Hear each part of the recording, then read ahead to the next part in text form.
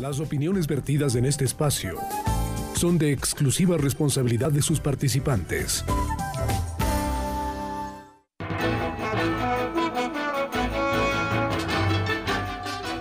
Con nosotros el ex vicepresidente de la República, Otto Sonnenholzner. Le hemos pedido que nos visite, que nos atienda un diálogo aquí en Radio Quito y en Platinum para conocer su apreciación de lo que está ocurriendo en el país político.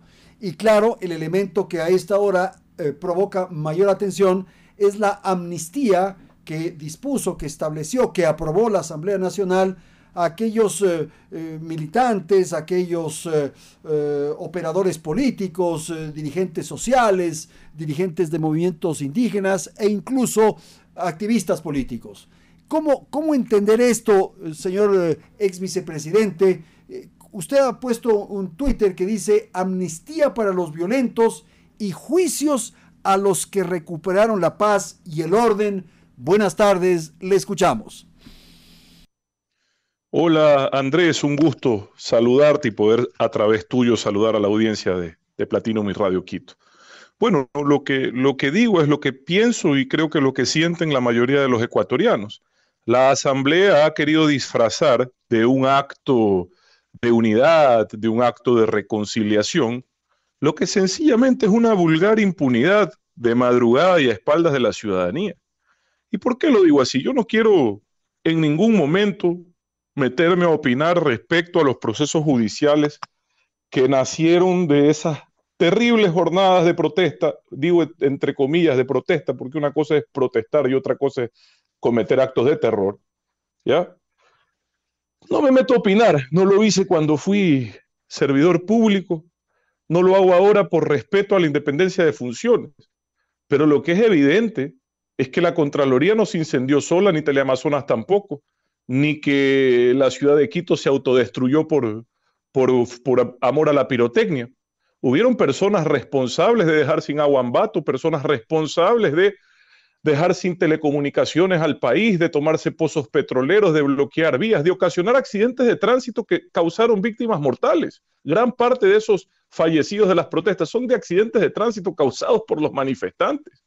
Entonces yo sí digo realmente, esta idea de disfrazar esto de una especie de reconciliación, como lo dijo la presidenta de la Asamblea, puede ser válida, puede ser deseable. Fueron jornadas terribles que todos desearíamos que no hubiesen pasado.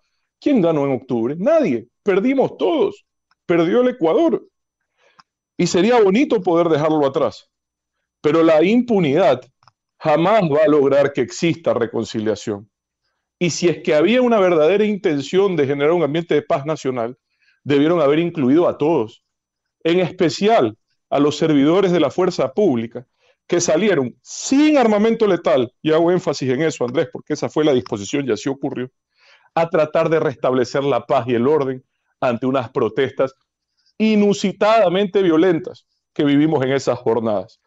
Y en gran parte, la gran mayoría de ellos lo hicieron muy bien.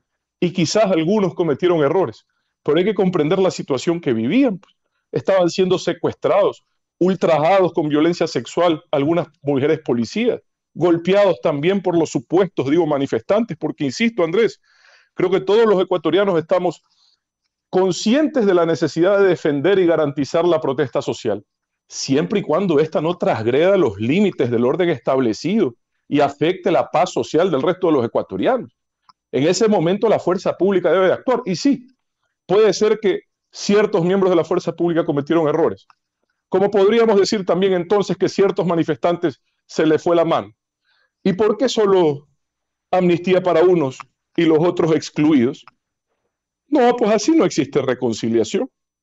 Así no existe nuevamente paz social. Ahí lo único que hay es impunidad y una sensación de malestar en los ciudadanos que, insisto, les han hecho revivir estos momentos tan duros que tuvo que enfrentar el país.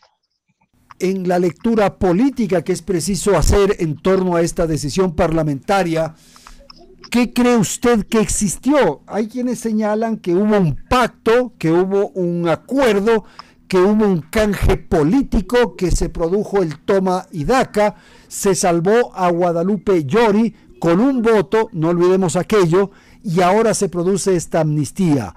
Tú le salvas a Guadalupe Llori, y yo te doy la amnistía. Por favor. A ver, Andrés, usted sabe que en política y en nuestro país en particular no hay casualidades, no hay coincidencias. Evidentemente, esto es el resultado de algún tipo de negociación política que, por desgracia y nuevamente repitiendo la historia de nuestro país, se hace a escondidas. Porque si fuese un acuerdo legítimo, Andrés, como pueden ser en algunos casos necesarios y deseables, son mecanismos, digamos, deseables de convivencia política los acuerdos. Si fuese así, lo hubiésemos discutido pues todos los ecuatorianos y hubiésemos sabido qué se tramaba. Pero como no lo es, lo hacen de madrugada, a espaldas de la ciudadanía, y ahora sí, nadie es responsable. Los que votaron, aunque decían no estar de acuerdo, dicen que fueron arrinconados, cita textual, acorralados. Eso no es excusa cuando uno es representante de la ciudadanía. Eso no es excusa, uno no puede decir que cometió un error porque me acorralaron. Entonces enmiéndelo, pues desacorrálese. Para eso es uno servidor público, para eso uno está al servicio de la ciudadanía. Pero no, Andrés, no. ¿Sabe qué? Buscan el poder y durante la campaña nos dicen que lo hacen para ayudarnos a resolver nuestros problemas, los de los ecuatorianos, y apenas llegan se dedican solo y exclusivamente a resolver sus problemas personales, judiciales o económicos y los de sus amigos, nada más. ¿Por qué no están los policías entonces en este supuesto esfuerzo de unidad y de reconciliación? Porque no tienen panas en la asamblea. No, a ellos son los que les piden que salgan a enfrentar la delincuencia, que salgan a restablecer el orden, y cuando les llega la responsabilidad judicial, nadie los defiende. ¿Cómo esperamos mañana? Yo le pregunto al gobierno actual, ¿cómo esperan pedirle a la policía mañana ante una protesta violenta que salga a actuar y garantizar la seguridad, la vida, el libre tránsito, los derechos constitucionales del resto de los ecuatorianos? ¿Qué policía va a querer salir, Andrés? Le pregunto yo, si nadie lo defiende. Si quedan en la impunidad unos y ellos fregados con juicios. Por eso le decía, amnistía para unos, para los violentos, y para los que garantizaron la paz social y el orden, para ellos sí, juicios, a costo propio, complicando su vida, juicios. Y lea por favor la carta de la CONAIE, Andrés. Léala, la vio. Por Dios, una cosa impresionante. A los niveles que llegan ahora casi con alevosía, a decir que ahora sí, una vez que se ha sentado, entre comillas, este precedente contra la criminalización de la protesta, así le dicen ellos, precedente contra la criminalización de la protesta, ahora le llaman así a la impunidad. Ahora sí, van con todo, en contra, dice, de los que cometieron crímenes de Estado. ¿Cuáles, le pregunto yo? ¿Quiénes? Dice, nombra al presidente, al expresidente, a los exministros y otros pone. ¿Quiénes? Los señores servidores públicos de la fuerza pública que salieron a garantizar el orden, a evitar secuestros, incendios, desmanes, violencia, violaciones. No, Andrés, no. Se indigna. Y no me imagino cómo se sienten los quiteños que sufrieron en primera fila este espectáculo desagradable, violento, que ojalá jamás se repita en nuestro país. Ahora, lo que ocurre ya en términos políticos nacionales y de decisiones, de definiciones, es que la Asamblea Nacional tiene este rol, tiene esta participación y toma estas decisiones. Y el gobierno del presidente Lasso no tiene, lo pongo entre comillas, no tiene injerencia, según ha señalado. Entonces, uno dice, ¿qué va a pasar en el transcurso de la administración del presidente Lasso? ¿Va a poder seguir enviando proyectos de ley? ¿Le van a someter a esta especie de chantaje? ¿De alguna manera el presidente queda después de esto con una posibilidad, una imagen de secuestrado? Porque hay estas decisiones y estos pronunciamientos a los que usted se refiere y estos sometimientos del gobierno. ¿Cuál es la lectura en torno a la relación entre el Ejecutivo y el Parlamento Nacional? Señor Otto Sonnenholzdel, por favor.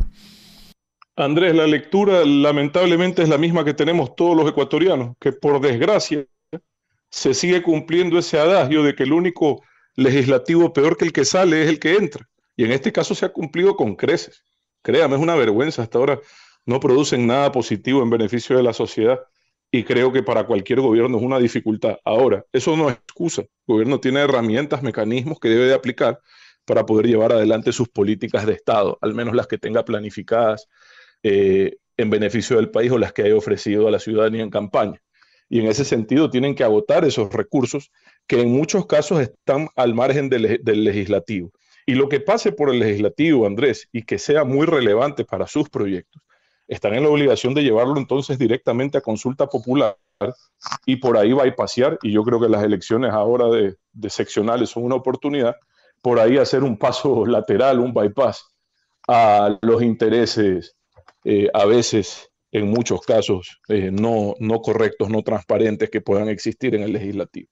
No le veo otra alternativa. Con 12 legisladores, de 30, gobernabilidad hace yo creo que ellos ya tienen que definir los temas. Yo creo que ellos ya tienen que definir. Algo, perdón, le interrumpí. Siga, Otto, por favor. Sí, yo creo que ellos ya están en la obligación de definir qué parte de su proyecto país, que además me gustaría como ecuatoriano conocerlo ya a casi un año de gobierno a mayor profundidad, qué parte de su proyecto país requiere de un paso por el legislativo y en caso de ser negado por el legislativo, meterlo inmediatamente en una consulta popular en el mes de febrero del próximo año, que es cuando los ecuatorianos vamos a definir las autoridades seccionales. ¿Usted es partidario de que esta tensión, esta ingobernabilidad que produce la Asamblea sea resuelta, sea extirpada, sea zanjada, quizás con una consulta popular, quizás con aquello que se habló insistentemente de una muerte cruzada? Andrés, las condiciones de gobernabilidad económicas, sociales, sanitarias de este año del 2022 son significativamente superiores, mejores que las del 2020, que debe haber sido el peor año que ha enfrentado nuestro país en todas esas materias, ¿no? Social, económica, sanitaria, política. Y en ese sentido, si el gobierno tiene capacidad de gestión, tiene buenos resultados en lo que proyecta en materia de sus responsabilidades a nivel del Ejecutivo, obra pública, servicios de salud, educación, teniendo los recursos que pronto van a empezar a ingresar fruto de la renegociación exitosa de la deuda, fruto de la eliminación parcial de subsidios y fruto sobre todo del incremento del precio del barril. Esos tres elementos le permiten al gobierno actual poder plantear viabilidad en la ejecución de la mayoría de sus proyectos. Lo que no se podía decir hace un año, año y medio, 2 años, porque estábamos en modos de supervivencia, pues entre todo el Ecuador y quizás el mundo. Entonces, con esos elementos va a ser para el gobierno más fácil, inclusive garantizar su gobernabilidad. Se va a poder poner al día con los gobiernos locales, con las universidades, con el servicio de salud de prestación externa, va a poder viabilizar ejecución de obra pública a mayor velocidad. En ese sentido va a poder recuperar el respaldo que ha perdido en este año de desgaste y va a poder, desde mi punto de vista, si hacen las cosas bien, salir adelante en términos políticos también, Andrés. Por ahí es el camino. En la gestión, en los resultados, en la ejecución, en resolver problemas, en dejar la discusión de la Asamblea a nivel de cloaca, que es lo que al menos han demostrado hasta ahora, y llevar la resolución de problemas al nivel y calidad que los ecuatorianos nos merecemos. Hay una referencia que hice hace pocos instantes a un mensaje suyo en Twitter y esto ha provocado la reacción del expresidente Rafael Correa. Y ustedes han estado en un pico a pico con el expresidente. Él le coloca lo siguiente, dice, otro, porque entiendo que es intencional aquello, otro, 2 puntos, no seas sinvergüenza, sabes bien la brutal persecución que hemos sufrido. Así le responde a su Twitter, por favor, Otto. Andrés, yo para insultos y respetos, usted me conoce, yo para eso no tengo cómo ganar y no me meto en esas peleas. Allá él con su cloaca, allá él con su vocabulario. Yo lo que digo, Andrés, es que, digamos, habló pues como le respondí, el que por llevar un monigote de un borrego te metía preso por terrorismo. Cuánta doble moral, como decía él mismo, prohibido olvidar. En todo caso, Andrés, el correísmo tiene una campaña hace años de una supuesta persecución, ha logrado invertir en alguna forma con la narrativa potente que dominan, porque eso hay que reconocerles, ha logrado para algunos ciudadanos invertir la memoria histórica y han logrado ponerse en posición de víctimas cuando se dedicaron, Andrés, y el país lo conoce, a aterrorizar con el peso del autoritarismo a cientos de ciudadanos en el Ecuador por una mala seña, por llevar un monigote. Inclusive en algunos casos con cosas que yo hubiese considerado que no eran adecuadas, como referirse a temas de la vida privada del expresidente Correa, pero las respuestas contra eso fueron desproporcionadas. Pues Andrés, secuestros en Colombia, acusaciones de de asesinatos, personas que estuvieron presas. Eso era persecución. A mí lo que me molesta es la doble moral, el doble rasero, Andrés. Es decir, incendiar Teleamazonas es protesta social, pero en el 30S, ojo, y yo era líder gremial en el 30S y salí a defender la estabilidad democrática del país, a pesar de haber sido crítico de ese gobierno por los temas de libertad de expresión. Pero yo soy coherente, Andrés, yo soy consecuente, yo solo exijo a los demás lo mismo que yo doy, el mismo respeto a la ley y a la Constitución que pude garantizar mientras fui servidor público, al menos con mi accionar. Yo no respondo por los demás. Pero han logrado ponerse en posición de víctimas, y eso es lamentable, Andrés. Abusan de la bondad y la corta memoria que tenemos los ecuatorianos, abusan de nuestro espíritu de perdón y quieren a toda fuerza lograr que olvidemos lo que vivimos en esos tiempos. Y ojalá no lo logren, Andrés, porque si ellos logran conseguir que el pasado no se convierta en una lección, terminará para siempre pesándonos como una sentencia. Y eso no nos merecemos los ecuatorianos. Tenemos que aprender del pasado, incluido lo que se vivió en esa época. A mí no me gusta volver atrás. Yo una vez al año le contesto a este señor sus majaderías, solo para recordarle que tampoco puede con tanta desfachatez decir cualquier cosa. No pierdo más tiempo, yo tengo trabajo, yo tengo responsabilidad. Ojalá Putin le devuelva el trabajo al señor Correa ahí en RT para que tenga oficio y deje un ratito el celular. Pero en todo caso, Andrés, hasta ahí llega nomás mi posición en esa materia. Ni entro en pico a pico, no es mi forma de ser, usted lo sabe, yo me he dedicado siempre a ayudar, a resolver, a tratar de hacer lo mejor dentro de lo que está a mi alcance para servir al país. Okay. A eso me dedico todos los días de mi vida. Está bien, estamos por concluir este diálogo y una última reflexión sobre un tema que usted topó y que tiene relación de alguna manera con esto último, y es que hay quienes tienen afanes de recuperar el poder, de tener estas cuotas, de quizás reconstruir los órganos de control, de tomar la fiscalía, la contraloría, en fin, con el propósito de resolver casos personales, dijo usted.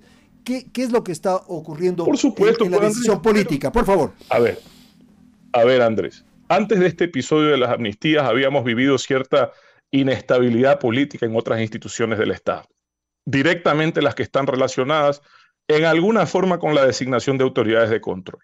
¿Ya?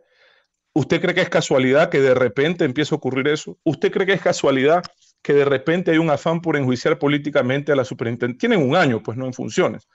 Enjuiciar políticamente y destituir a la superintendenta de bancos, al super de compañías. Curioso, ¿no? Lo destituyen por el caso Ispol a la superintendencia de compañías que destapó el caso Ispol, que hizo que se acabe una impunidad que había durado casi 6 años en el asalto más grande a los fondos públicos de la Policía Nacional de la historia.